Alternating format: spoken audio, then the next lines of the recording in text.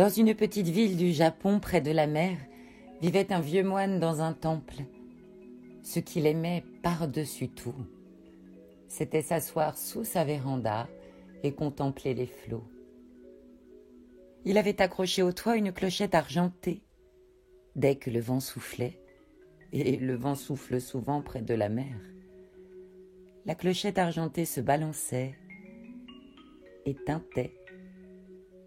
Le vieux moine était assis sous sa véranda, il contemplait les flots, il écoutait le son cristallin de sa clochette et il souriait.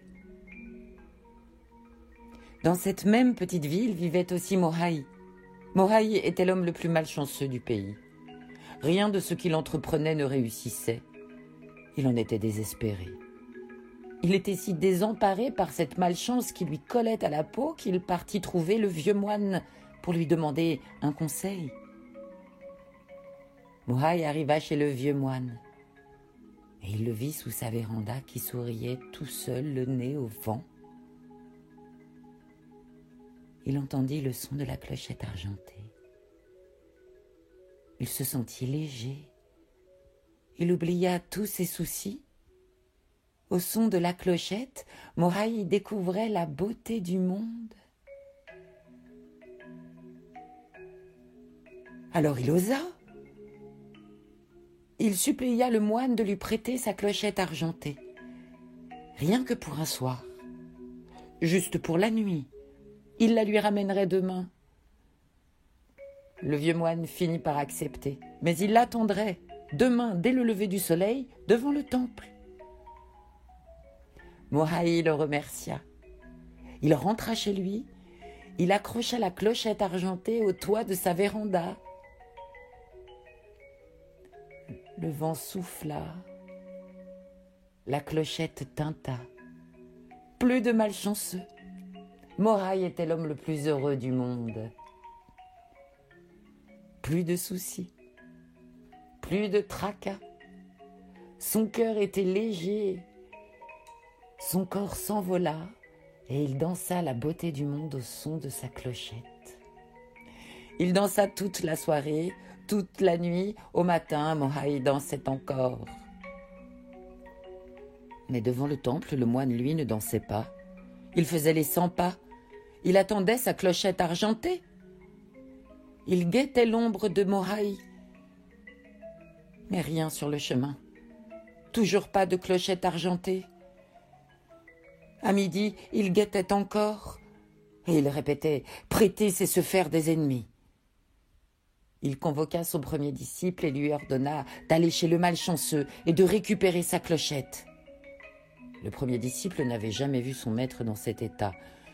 Il courut jusque chez Morai et découvrit l'homme le plus heureux du monde. Morai dansait, faisait voltiger ses manches au vent, guidé par le tintement de la clochette. Le disciple sentit son cœur s'ouvrir. Il oublia tout, le vieux moine, son devoir, et il dansa avec Morai. Il dansa la beauté du monde. Mais devant le temple, le vieux moine, lui, faisait les 100 pas, de plus en plus fébrilement. Il disait « Prêter, c'est se laisser voler avec le sourire. Ça ne se passera pas comme ça. » Il convoqua son deuxième disciple et lui ordonna de courir aussi vite que ses jambes le pouvaient jusque chez le malchanceux. Il fallait récupérer la clochette immédiatement et disputer au passage le premier disciple. Le deuxième disciple courut aussi vite que ses jambes le pouvaient, comme le maître lui avait ordonné. Il entra chez le malchanceux. Il découvrit les deux hommes les plus heureux au monde. Ils dansaient au tintement de la clochette. Le deuxième disciple s'envola dans la danse avec eux et célébra la beauté du monde au tintement de la clochette argentée. Mais le moine, lui, piaffait d'impatience devant son temple. On n'est jamais mieux servi que par soi-même. Il chaussa ses sandales, il partit chez Morai. Et son cœur oublia la colère, l'impatience dès qu'il entendit le tintement de sa petite clochette argentée, dès qu'il les vit danser la beauté du monde. Et il les suivit. et il dansa à son tour. Et ce qui se passa ensuite, eh bien pour le savoir, il faudrait y envoyer quelqu'un, mais il est tout à fait possible que cette personne ne revienne jamais. Alors il nous faudrait envoyer une deuxième personne, qui ne reviendrait pas non plus, une troisième, une quatrième.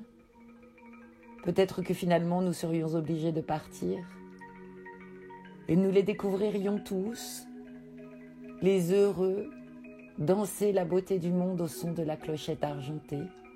Alors nous entrerions dans la danse pour ne plus jamais en sortir.